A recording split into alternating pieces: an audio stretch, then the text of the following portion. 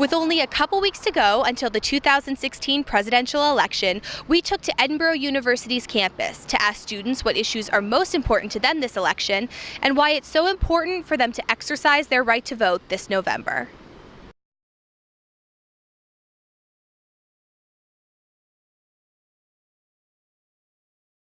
Education, as a person going to graduate school, law school, I find that education costs and student loan costs are the biggest thing on my mind at this point, and how we can take care of the APR percentage.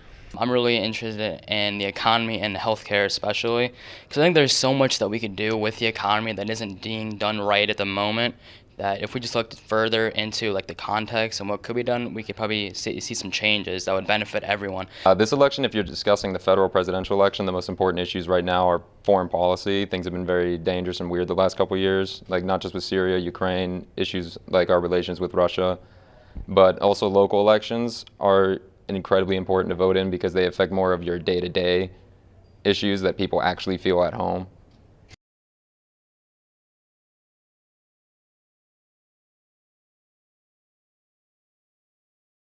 It's very important because we are going to be dealing with this presidential candidate for 4 and/or 8 years, depending on how many terms. And that rests in our hands of what the issues we feel are important that we need to get out and vote. Because in the end, like I said, it's going to rest in our hands of how we deal with it. So we should be comfortable with choosing a particular candidate that we know is going to protect our country for us. As far as voting in general, I think we're all so focused on the presidential campaign itself, but really I think what a lot of people our age should be worried about is voting down ticket and voting for the people that actually are going to represent us. So even for a lot of people that are voting in Edinboro, it's important to know your state legislator. It's important to know your House of Representative that's going to be representing your actual votes. Because we vote in way fewer numbers than the older generations, and because of that, we are the least heard demographic in politics right now.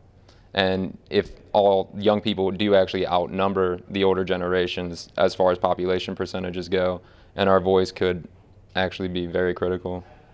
Pretty much everyone that I have seen has already been registered to vote.